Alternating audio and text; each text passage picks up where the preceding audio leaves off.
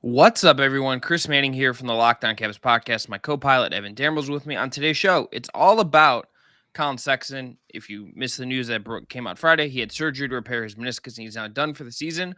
We're going to dive into why this is a bummer for Collin and what the Cavs do from here, as well as perhaps looking a tad bit at Cavs Nets Monday night. It's all coming up today on Locked On Cavs.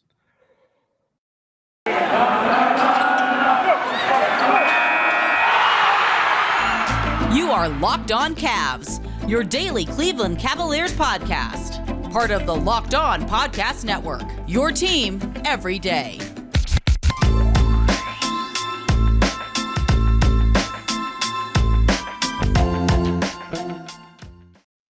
Before we dive into the show, I want to thank everyone for making Locked On Cavs your first listen every day. Remember, we are free and available on all platforms that include YouTube, where we please ask you to subscribe and help us get those numbers up. But Evan, we're back. We haven't talked since after Cavs Warriors, but how was your weekend?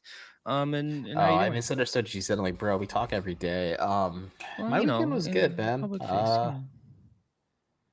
Pokemon's fun. Had a nice weekend home with the Rents, helped them get their Christmas stuff out because, if your parents are older like mine, and by older they're in their 60s, I drop everything I'm doing or plan my schedule accordingly to go see them. I am not #proud to be a Zip because they got gobsmacked by Kent State. Who's OU's big rival? Miami? Yeah, I'm in a divided household too. Did they play them? They did. Ohio won. We claimed victory as we tend to do. Well, it's the peak of the Tim Albin era. But if when they want to throw me the bag to launch Locked On Maction, we'll talk more about that. But obviously, we're here to talk about Collin Sexton. Locked On Maction. Number one, we should not be able to do that. But number two, they should do that because I want some deep dives into the Central Michigan Chippewas. But Evan, this Collin Sexton thing, I just think I want to start with the fact that I think this sucks. This just sucks. Like, I was gonna say no doy during your cold open when you're like, this is a bit of a bummer for Collin, but yeah, this definitely sucks. Yeah, that's an understatement. But this is let me outline why I think it sucks, because I think there's like there's an angle on it that I found myself thinking the most about through the weekend. This is a player who has been at the front of what the Cavs have done since he got drafted in a lot of ways, in ways that his play forced to, but also the ways the team put him out that way. And then that has changed this year. His role has changed in a meaningful way at the same time when the team was getting competitive and good and taking a big step forward, really since the first time he got drafted. This is effectively a contract year as well. There's just no way for us to avoid that financial implication part of it. The timing for him, just in terms of all of this different stuff, just really could not be worse. So I just empathize with Collin Sexton. I don't want to get into like what he's going to look like when he comes back. Yeah. I don't think there's any way for us to speculate on that. I think we just need to like wait till he comes back and then evaluate that in real time and all. And like when we get to the offseason, I'm sure we will do okay, what does the Collin Sexton contract situation look like now come end of the season? Because it will need to be done. We can talk about it then, and we'll have more data on a bunch of different other things as well when we get to that. But this is just like on a human level, I just can't imagine how brutal this must feel for him, his family, the guys in the team that he's close with, the coaching staff. This just sucks. And I just like it's a boring way to describe what has happened here, that he's had surgery on this injury that happened, but it just sucks, man. It does suck. It's a huge bummer. Like you said, we won't really get into the minutia of what he's going to look like because we don't know what he's going to look like when he comes back. And I think that's reckless of us to kind of speculate upon fully. Like I shared it in an article today, but I'm like, it's just tough because a lot of people texted me about this when it happened. I was at dinner when this happened and I got a text and a few people were like, oh, he should have taken the contract offer from the Cavs. Let's be frank, you can't predict knee injuries, especially when it's a teammate bumping a knee with another teammate. Like it was just incidental contact between him and Jared Allen, and unfortunately, this is the outcome. I think you and I both gather that Collin tried to find as many opinions possible that could possibly say he can come back this season, but this is the best decision for him long term.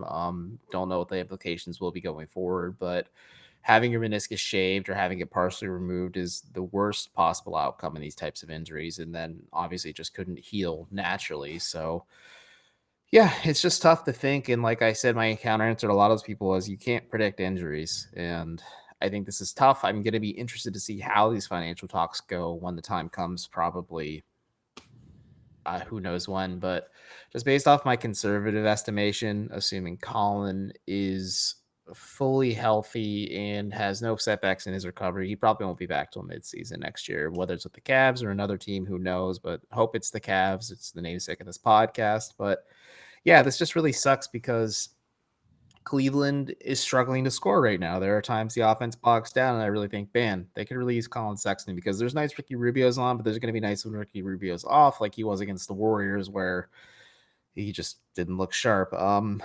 You really do empathize with him a lot. I think it's a good thing he had the surgery done in Atlanta, so he'll be surrounded by family, especially with the holidays right around the corner. That's paramount in this situation. Kevin Love more or less said the same thing during media availability on Saturday. Colin and Kevin even said, like he said, the thing that's killing him the most is the fact that he can't be on the floor for God knows how long, because the recovery process is a little tricky. Yeah, this just sucks, man.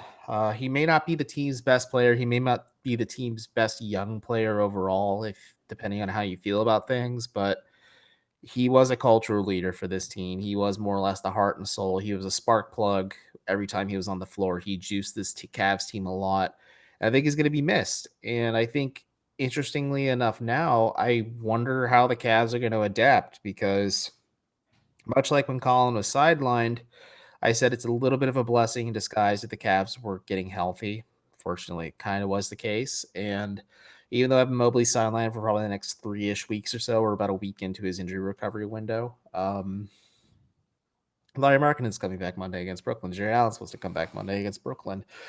That helps. That softens the blow a little bit. And then Mac Robinson from 92.3 The Fan, and fan of the pod, or friend of the pod, and also a fan. He listens to the show every day. Thank you, Mac. And thank you to everyone who makes us your first listen. But Mac asked me, he's like, do the Cavs need to make a move? I said, no, not right now. I think that'd be an overreaction on Cleveland's part to accumulate assets to try and soften the blow further of losing Sexton. I think you see what you have, you evaluate and move forward from there. And somebody asked me on Twitter.com, should the Cavs try and swing for Nickeil Alexander-Walker? I don't think the Cavs really have the assets to get a player like that, but if they could, sure, why not? I mean, I wouldn't be opposed to that, but for now, it just really sucks. This was the less than suboptimal outcome for this season, but long term, this is the best thing for him in his career. And hopefully he's still a Cavalier. Got 2 years from now. We'll say 2 years from now, because this time next year, I don't know, because we can talk about this, but if I were him, I'd take the qualifying offer and then once again have to prove to either Cleveland or at that point any team in the league that he still has it, and we'll just kind of see how it goes. Yeah, I don't even. Well, we'll table that I think for a while, because some of that is just so. This is still there's so new. much uncertainty. I have no idea what the cap's even going to look like in 2 years' time. Well, even for like him, it's just like a lot's going to change. We'll see what the stuff will change for the team as well. I was trying to this weekend go back and like find like any point of reference for something like this, and like there's not a ton. Like well, like there's the Steph Curry thing where his number got pushed way low because of the ankle injury, and but they didn't even run it all the way out to restricted free agency at that time. And like we're in an era where restricted free agency, like too, because you can't really pin. They're unique to every athlete because based on their skill set and body. But I'm saying broadly, like, okay, here's a guy that is just got injured at like an absolute the worst time possible, and like there are exceptions to this. Like Kevin Durant tore his Achilles and got the most money he could because he's Kevin freaking Durant. That is not the luxury that Collin Sexton has here. And like Steph Curry, got like his signed a pretty low deal. There's a very funny like thing where you can go back and find like all the things people wrote about it being a risk because of his ankle injuries. And then like he's become one of the best players that has ever played basketball. That is partially how they are able to get Kevin Durant on top of the salary cap spike for the TV deal. But Steph having such a bargain contract allowed Golden State to afford 4 Hall of Fame caliber players at the same time. Yeah. And then so like I went back to like, okay, like maybe Chandler Parsons had like injuries in it, but then got some his deal. But before he went to Dallas, and then obviously things kind of went more awry in Memphis, 63 games as a rookie, 76 next year, 74 in his third year in Houston, which is the last year. Like he didn't have these like a major injury that preceded him going into the market like this. So this is just like a really tricky situation, and I can't like find a comparison. That it just makes a lot of this is just like such a gray, weird, nebulous kind of zone we're in now with this. And I think, I think we'll talk about how I think after the break how the Cavs are going to deal with it and what are some of the things to watch as we kind of evaluate this no Collin Sexton reality. But it's just like a really tricky thing for him in a way that I just like don't know if we fully like. It's going to just continue to evolve, and it's just like I don't have a precedent for this. Like I just can't think Hmm. of anything that can like again, as you noted, all these things are different. Every injury is going to be different. These things just like for a guy to not to have to had basically stare down either the qualifying offer or like restricted free agency, it's just like I It's don't know. scary to think It's about. scary. Yeah, it's incredibly scary. And like I don't I'm sure there are smart there are certainly smarter people than us who work in the league or work for agencies who have some like idea, a comparison point for this, but like I haven't been able to find one. I've kind of been doing some research, and I'm going to try to dive into it more and Hmm. try to write about that for Dime. But Evan, Yeah. after the break, we're going to talk about where the Cavs go and what this kind of means. And now we know he's officially out for the year and not just an extended period of time. But Hmm. first, got to tell everyone about our friends from PrizePicks. PrizePicks has the best NBA DFS prop game on the market. PrizePicks offers more NBA props than any other DFS prop operator and offers all the superstar players as well as bench players only recording a handful of minutes each game. Every user using our code NBA will receive a 100% instant deposit match up to $100. Again, all you got to do is use the promo code NBA. All you got to do, pick 2 to 5 players, and over under on their projections, and you can win up to 10 times in any entry, and it's just you versus those projected numbers. So you could take the over on LeBron combined with the under on Mahomes in the same entry because PrizePicks allows mixed sports entries as well. Use the award-winning app on both the App Store and Google Play. PrizePicks is safe and offers fast withdrawals. Entries can be made in 60 seconds or less. Do not hesitate. Check out prizepicks.com and use the promo code NBA or go to your App Store and download the app today. PrizePicks is daily fantasy made easy. Does this sound familiar? You've got one device that lets you catch the game live, another that lets you stream your favorite shows. You're watching sports highlights of Isaiah Stewart hunting down LeBron James on your phone, and you've got your neighbor's best friends log in for the good stuff.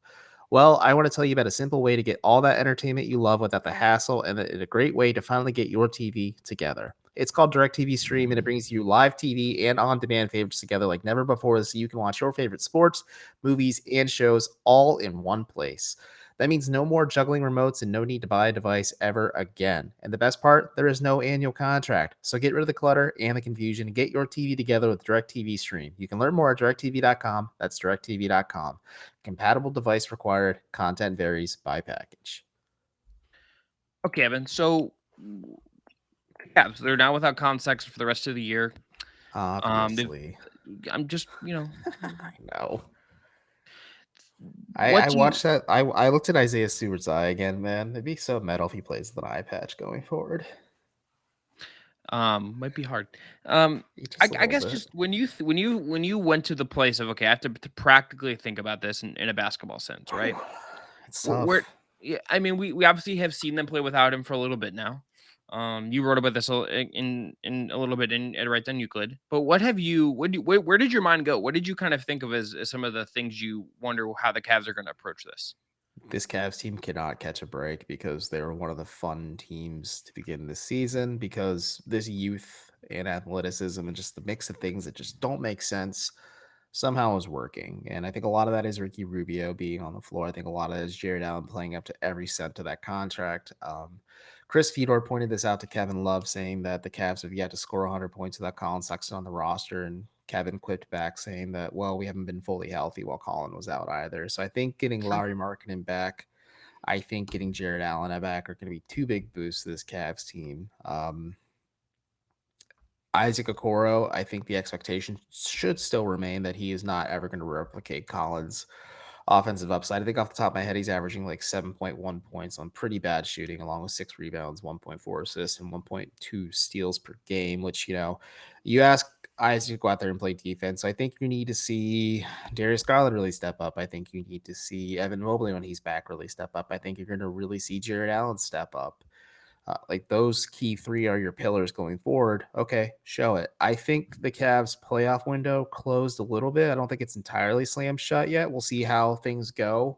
I think going 0-3 last week certainly doesn't help against Boston, Brooklyn, and Golden State. Playing Brooklyn and then Phoenix is not really the best thing to do prior to Thanksgiving, and then you get an Orlando team that's pretty scrappy after that, but that's a more winnable game for Cleveland in terms of their schedule. They're hitting a little bit of a rougher patch schedule wise too, especially with that January road trip kind of looming post Christmas as well. There's going to be a lot of nights where the Cavs sputter offensively, where they need a player to go out there and get a quick bucket for them to kind of jolt them, or somebody who can get to the free throw line and get them easy buckets. Like it's been a issue. This is what I talked about when Collin was first announced to having a meniscal tear and he'll be out for the foreseeable future. Is I still don't know how the Cavs are going to fully adapt. I think we're seeing it a little bit. They're leading on Ricky Rubio a hell of a lot more too. I think JV, if he had it his way, is probably going to start the three bigs tomorrow against Brooklyn as long as Markkanen is available. So you'd see Markkanen, Wade, and Allen alongside Okoro and Garland, which is a pretty big lineup in itself. But he needs to get Jetty Osman going again too. Like Jetty Osman needs to consistently be a solid contributor off the bench for this Cavs team. There's a way for Cleveland to supplant his scoring and kind of find other avenues to replace Collin, who on any given night is 16 points for his average on the season, but 16 to 20, even 25 a night, depending on how defenses are playing him.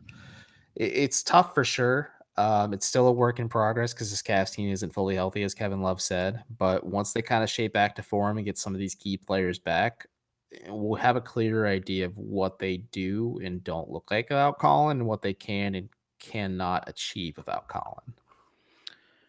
There is, I think, just inevitable adjustment, right? Like, there's just like it is not like his role was obviously a little lower this year, right? He Like was playing without the ball in his hands a lot. The, yeah, the Cavs were looking to get Darius to be the engine of the offense. yeah. This has been a transition year. This has been an adjustment for him. I mean, his numbers and usage and everything were like down, obviously, and he was transitioning a new role. We've talked about that on the show, I think, plenty amount. I think the trickiest thing is like they are now down another guy that is comfortable with the ball in his hand and trying to get his own bucket. And like it's about 10 shots, it's about 15, close to 15 shots a game for him this year. Again, that's a little bit down his usage rate. It's just like a very different role than he had last year. So it's not as like a gaping situation as it might have been, a year ago. But they're just lacking a little bit of that dynamic kind of scoring threat. They're lacking his cutting. I think, even though we don't always see it as much as I at least might like. Like there are little things that I think that are just gonna be tricky to figure out as they go. They're gonna miss his off ball shooting. I mean, for as he's inconsistent and maybe doesn't always want to take his threes at the volume that his overall percentages might indicate he could take them. Or the volume He that we bang our fists against our desks about for him Yeah, taking. or you could like, and you can see him sometimes like pass. There's times where he will like pass up an open three, where like maybe you'd like him to take one in an optimal kind of world, but like he's a guy that defenses don't ignore. He's a guy that he's also a guy that if you let him cut in the situations, like he can make you pay for getting too close to him. Like he's a guy you have to pay attention to for better or for worse for them on when they're on defense and the Cavs are on offense. Like it's just going to be an adjustment, and I kind of wonder if we're going to see a lot more lineup kind of finagling from JB. You mentioned Jetty. I wouldn't be. I wonder if he gets an uptick in minutes because like I think the Dylan Windler thing has not been good. I don't think Denzel Valentine's been good. Like Jetty being tied to Ricky's hip is just like a thing that makes sense, and like maybe Yep. you turn the Jetty dial like another like 4 minutes or so to kind of fill some gaps here. Um, the other part of it is that Jetty right now is dealing with back spasms. He is listed as doubtful according to the latest injury report, so you're probably not going to see him Monday. And then Lamar Stevens is almost back, and again, a lot of this is moot. Like a lot of the stuff that would be really interesting is just like how much does Evan Mobley get empowered is like an open question here, and we're not going to know that until Evan Mobley is back. So Yep. like this is like we're going to take a step here with the stuff we're going to see the next couple weeks, starting Monday against Brooklyn, and we've already kind of been seeing. And then when Mobley comes back, then we get the actualized version of some of this stuff at least. Yep. I think you're spot on that. I think Evan Mobley really is. Yes, Collins' injury is unfortunate and sucks, but I think Evan Mobley going down is like the bigger blow to this Cavs Oh offensively yeah, and yeah. defensively I because he look. just does so many little things for this offense. It just kind of makes the weirdness of the construction work. And like defensively, Jared Allen's going to be leaned on a hell of a lot more because he's going to be covering for Lowry Marketed. And I mean, Dean Wade is competent defensively, but he's no Evan Mobley in that regard. So it's like you said, it's going to be a lot of adaptation. It's going to be a lot of tinkering on JB's part. I'm interested to see what he does and doesn't do with this team. I think Jetty being out tomorrow is suboptimal, so we're going to see a lot of Dylan Windler minutes. We're going to see a lot of Denzel Valentine minutes. I think when Jetty and Lamar are both back, I think you see less Windler minutes because Lamar, and then no Valentine minutes because Stevens will soak up the majority of those. I'm also curious if maybe you don't want to burn out Ricky Rubio either. Maybe the Cavs, like Kevin Pangos, could be an option the Cavs kind of turn to for a little bit too, just to see if there's something there. I mean, it hasn't been great when he has played legitimate minutes for the Cavs, not Yeah, in garbage time, but you can't leave any stone unturned. Or maybe you bring up RJ Nembhard because he's been killing it with the charge, or you bring up Kyle Guy because you want to add some shooting off the bench or something. Like you might have to turn to the charge and say, okay, what can we do that we already have that we can maybe sign on a cheaper team friendly-ish contract to kind of work with here before you really say, let's make a trade. Let's make a lateral upgrade and sacrifice some of our draft capital or some of our other assets to make a move to kind of supplant some of this scoring and, like you said, at least theoretical shooting that Collin provides. just before we're going to break, here's minutes for some notable Cavs this year, according in this kind of context. Darius Garland's playing almost 35 minutes a night. I cannot imagine the dial on him is going to get turned all that higher. That just Well, it seems. might tomorrow against Brooklyn. Whew. I mean, Evan Rubio's Mobley playing. was playing 40 minutes a night before he got hurt. I think JB might play Mobley 48 minutes a night if he could. If we're keeping in 100 about that. I think he might. Rubio is playing 29.5, but here are his last 4 games: 32, 37, 33, 37. So he's obviously going to play a lot of minutes.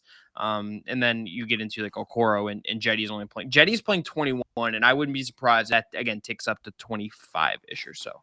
Evan, let's talk a little bit more about some of their options for if they need to bring someone in here after the break. But first, guys, everyone about our friends at Built Bar.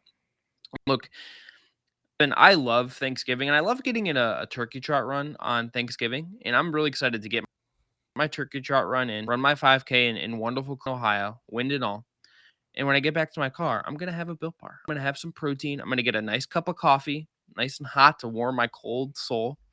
And I'm gonna have a Built Bar because I'm gonna need some Prior to the protein. run? Well, I'll have You're an coffee absolute before. madman during coffee before run. But go ahead. Oh, The Built Bar, well, excellent we'll talk. choice. Caffeine. We'll talk about the pre-run and post-run coffee benefits. It's good stuff. But look, Built Bar, you can replace that coconut cream pie with Built Bar. If you're Evan, you could replace like a fruit, like let's say a raspberry pie, with a raspberry Built Bar. Get that protein, get that bump. Just have them both, Do honestly. they make raspberry pie? Let's According do to Built strawberry Bar, rhubarb pie and replace it with a strawberry Built Bar. There you go. beautiful, That's a even pie better. Evan Look, likes. that's right. These are bars covered in 100% chocolate, low calorie, low carb, low fat, high protein. They're a great option for when you're hungry. And look, if Thanksgiving isn't coming soon enough for you and you just are watching a Cavs game, you need to chow down, try a Built Bar or try 2. And look, there's also nothing like Built Bar Black Friday. Mark your calendar. Black Friday will be a huge event with all sorts of surprises. Go to built.com, use the promo code LOCKED15. You'll get 50% off your order. Again, the promo code is LOCKED15 for 15% off at built.com. So, Evan, the Cavs can Hold on here. 1 second. I got to mark my calendar for that Black Friday deal because that is too good to be true. Don't forget, folks, that is Built 15 to get 15% off your order. Locked 15. Get 15% off at built.com. That's right. So, Cavs do have some mechanisms here to, in the short term, add something to the roster. They can apply for a disabled player exception. Sexton would have to be ruled out until next June for that to be able to work. They have to, he has to be deemed out that amount of time, which I think would happen because he's had surgery. But if they want to do that, that's the path they have to go. It has to be process, but I think that's realistic. There's some paperwork they need to do basically, and then they could sign someone for up to $3.1 million in salary and have them on the roster for the rest of the season. That is maybe a mechanism to bring in a younger guard or something as depth Maybe that's how, like, if they were to, let's say, bring up Emhard and then Kyle Guy becomes like another two-way. Like, there's some things you could do. I just want, like, there's not a team that they're in sort of like a tricky, like, they don't have an open roster spot, so they can't just go sign someone. They would have to go that route. And if then they were to make a trade, they would have to really weigh the financial of it, because I don't think there's any reason for this Cavs team to go so all in on like finding scoring or trying to be more competitive right now, just because of, like, they're close to that tax line. They're only a couple $1 million under the luxury tax line. There's no reason for them to pay the luxury tax this year for what they are. It's Mhm. just like, basically, if they don't get the Dibba player exception, they're probably gonna, like, use two-way guys as depth pieces more, barring assuming other Yeah. injuries and stuff, and they can't add anyone. They'll just be a 14-man team, and barring a future trade of some kind. Yeah, unfortunately, I think that's just I don't really know what the Cavs can do. I'm like looking at some of the free agents available right now. Like it's not ideal. Maybe Mitch Ballack gets a call up. Like he's technically a free agent, so that'd be a cleaner signing for the Cavs, and they could keep RJ Nembhard on that two-way deal. Um, it's tough, and you and I think both agree that the Cavs really shouldn't overreact or make like a move right now. And they are an organization to do that. The Cavs are an organization who will drag everything out to the last possible minute if they can, because they're fully in evaluation mode. And it's not an insult; it's a good thing because it leads to good content for us. But I think just for now, you wait to see this team healthy. I think it's gonna be bumpy for the next 3 or so weeks when Evan Mobley's reevaluated, and then you have a clearer timetable of his return because that'll be the full 4-week window, and the Cavs are an organization who always err on the side of caution when it comes to player recovery, so when they initially said that Mobley would be out, like, 2 to 4 weeks, I think I said on the show, it's gonna be 4 weeks. See where he's at there. Kinda roll forward with that. Maybe at that point, Darius and Jarrett and even Larry, like, Larry being out with COVID is the most frustrating thing, at least when it comes to this injury stuff, because he really needs to gel with a lot of these bigger players. He really needs to gel with Darius. He needs to find his mark because they brought him in for a reason. He's a clear upgrade on Larry Nance Jr. in terms of shooting and offensive potential. But at least Larry had that familiarity with the majority of this roster. So if like Collin went down and Larry was still here, the Cavs would struggle to score, but they keep on keeping on. Like they have to keep integrating Larry Market into the fold here too. So like that's the frustrating thing with him getting sidelined.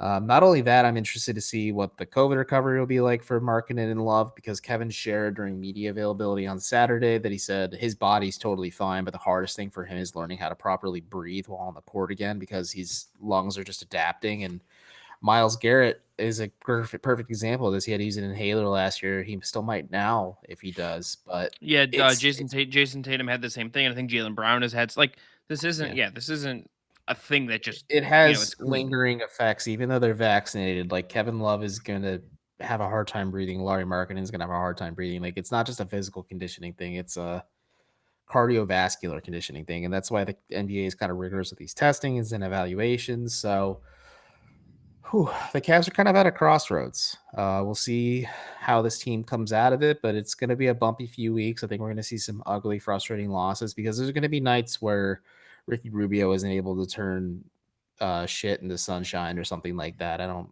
know what the saying is at the top of my head right now, but like there's going to be nights where Ricky Rubio looks bad. There's going to be Yeah, nights where Darius Garland looks bad. And those two are the lead initiators of this offense. You can't ask Isaac Okoro to be the point guard.